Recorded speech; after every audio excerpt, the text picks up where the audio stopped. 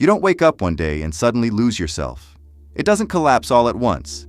It happens quietly, through small adjustments that seem harmless in the moment. You shift your tone slightly. You adjust your reaction. You soften what you really think, just enough to fit the situation. And because it works, because it avoids friction or creates approval, you repeat it. Over time, these micro-adjustments accumulate. They form patterns. And eventually, those patterns start running automatically. That's when something begins to feel off. Not broken, not dramatic, just slightly distant, like you're present in your life, but not fully connected to it. And if you've ever felt that distance, like you're moving through your day but something inside feels muted or slightly disconnected, then stay with this. Take a second.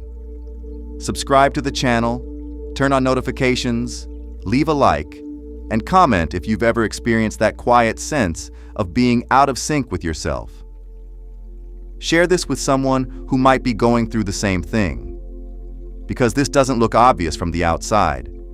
But once you recognize it, it changes how you see everything that follows. Adaptation is useful.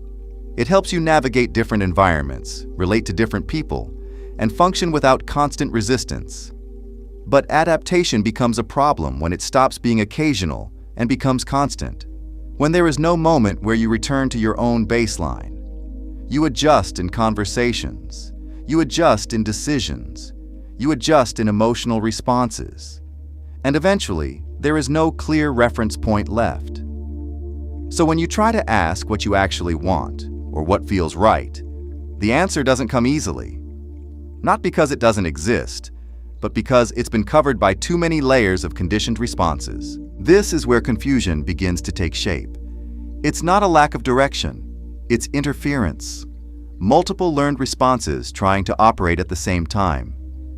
The version of you that seeks approval, the one that avoids discomfort, the one that tries to maintain stability, and the one that quietly wants something else. None of them feel completely wrong, because all of them worked at some point. So instead of clarity, you experience hesitation. You analyze more, you delay decisions, you question yourself.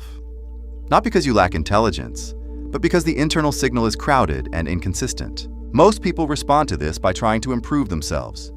They look for better routines, stronger discipline, clearer goals. But that assumes the issue is a lack of structure. It isn't. The structure is already there. That's what's creating the problem. You are operating inside patterns that were designed for adaptation, not for alignment.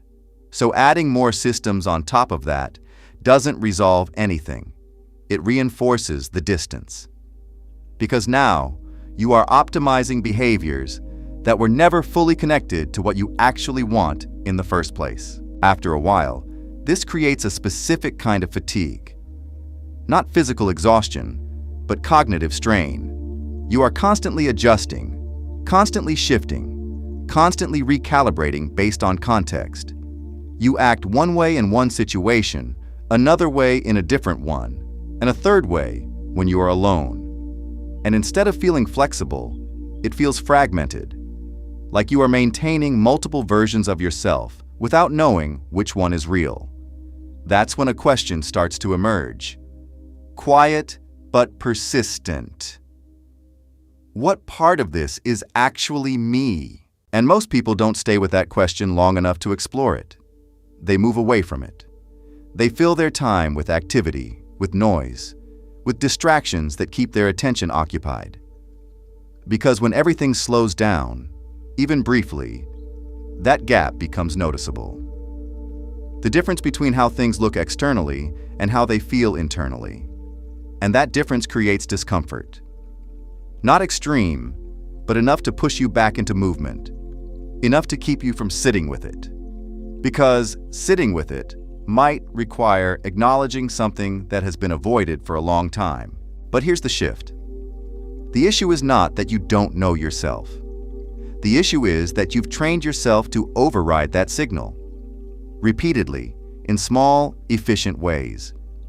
So the process is not about searching for something new or building a new identity. It's about noticing where the override happens, where your response changes before you consciously choose it, where you default to what is expected instead of what is true. That awareness begins to separate you from the automatic pattern. Once that separation appears, even slightly, something important changes. You start catching yourself in real time, not just reflecting after the situation, but noticing during it. When you are about to agree without wanting to, when you are about to respond in a way that feels rehearsed, that pause is small, but it matters. Because inside that pause, there is space. And inside that space, there is choice. That choice hasn't disappeared. It's just been bypassed. And now, it starts becoming available again. At first, using that choice feels unfamiliar. It slows things down. It disrupts the automatic flow you're used to. But that's not a problem.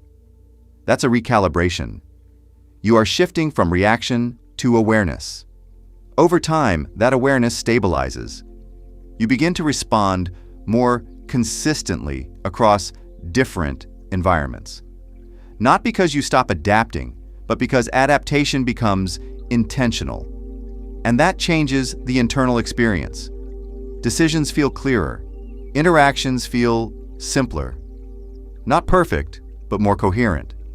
More aligned with something that feels and then you start to see it clearly. You were never actually lost. You were over-adapted. You adjusted so effectively to everything around you that you lost access to your original signal. Not permanently, just temporarily obscured. And as those layers begin to loosen, there's no dramatic transformation. No sudden new identity, just recognition. A sense that something familiar is returning. Not something you need to create. Something that was always there, waiting beneath everything you learned to repeat. If you enjoyed this video, subscribe to the channel. Turn on notifications so you don't miss the next videos. Leave a like. Comment if you have ever gone through something like this. See you in the next video.